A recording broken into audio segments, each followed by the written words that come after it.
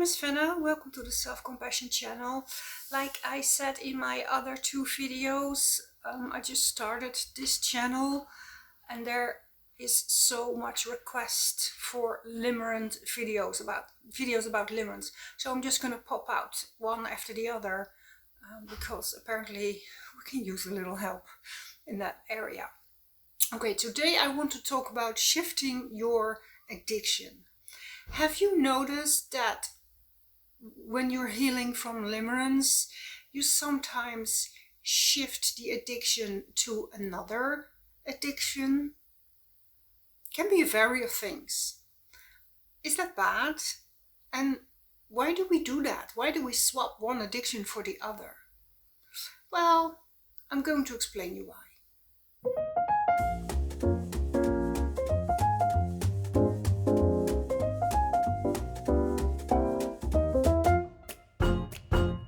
So maybe you noticed, and if you did, please leave a comment below. It's super useful information. That while healing from limerence, we replace the limerence for something else. And that something might also keep us in the limerence. I've seen a variety of things. There are a million, tons of videos on YouTube. Get your ex back. I've seen people start to do the law of attraction. I've heard people saying that they did tarot cards all day. I don't know how that works, but apparently you can do tarot cards all day. Gasping, holding on every bit of lost straw. And sometimes it's not limerent related. People start drinking, people start working more, and it's kind of logical that we humans look for ways to soothe our freaked out nerve system. We want to calm down the anxiety. And if we detach from something, we get freaked out nerve system. Nothing in life is stronger than attachment and the need to feel safe. Nothing. And it also shows me over and over the force of limerence. You think you're getting out, but limerence is so sneaky.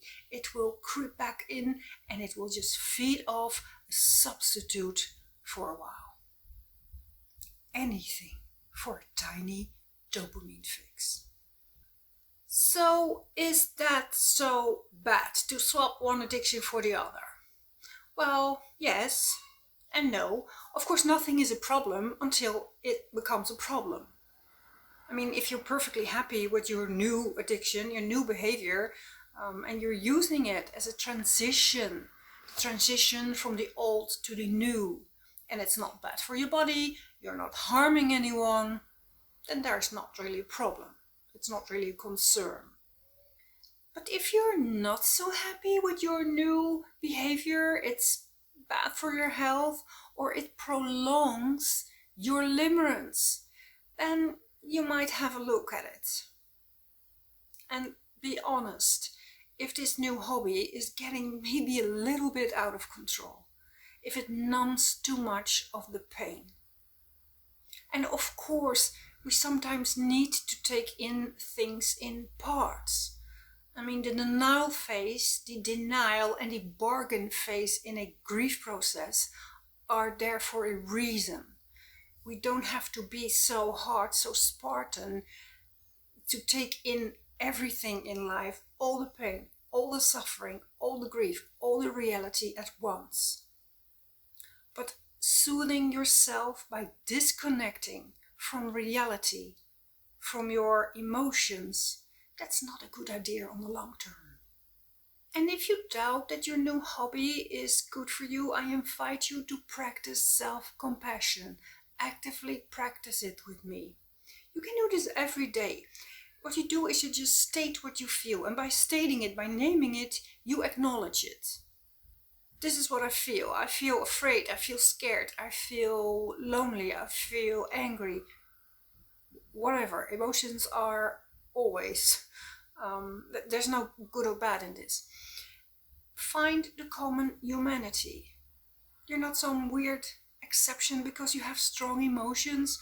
All people want safety. All people connect. We are connecting machines. It's normal to have strong feelings when there is unsafety around the most important aspect of human lives, and that is attachment. And the last step of self-compassion is find a friendly sentence to say to yourself. What would you say to a friend? Yeah, that's, wow, I see you suffering. I see you're in pain. You're a good person. Being in a limerent episode is not something that you choose, and it's not something that you're doing wrong. Again, and I cannot stress this enough, if there is uncertainty, if there is unsafety around the aspect of the most important thing in a human life, and that's attachment, of course we freak out. So be aware of your new habits. Be aware that you are doing this as maybe as a substitute for limerence/dopamine. And awareness creates choice. I always state that. Awareness creates choice. I can do A, I can do B. I can choose. I have the power of choice. I can read 500 tarot cards today. I don't know how that works, but that sounds like a lot. Or I can take a good old cry and go for a walk. You have a lot of drive to do things in this state. If you have time to read 500 tarot cards, I don't know, start your business. Have a purposeful life, because that's the antidote for the next limerent episode. Get your dopamine in healthy things.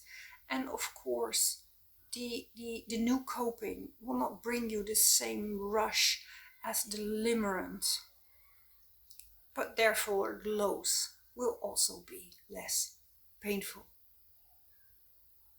I am inviting you, if you have anything to say about this subject or this video, please leave a comment below. I am really curious if there are people out there who recognize themselves in this subject. Please leave a comment below. And for now, I want to thank you for watching my video, and I hope to see you in another video. Bye.